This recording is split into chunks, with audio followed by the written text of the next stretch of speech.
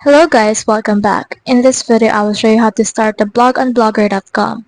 In order to do that, just click on this drop down right here and click on this new blog and then just add in here a title for your blog. So for example, let's name this BM blog and then click on next and then just put in here the address that you want to use.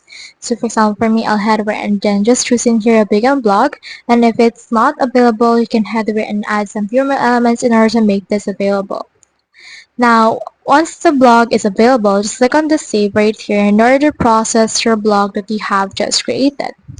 Now in here we have now this. Just head over and click on this new post right here if you want to start a post on your blog. So for example, let's put in here Wednesday blog. And then this will be the title, and you can add some things right here for your blog to do.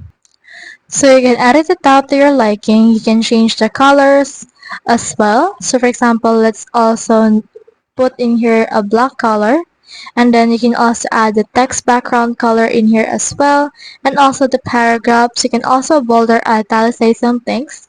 Now once you're done with that, you can head over and then click on this publish option right here and then publish this to your blog.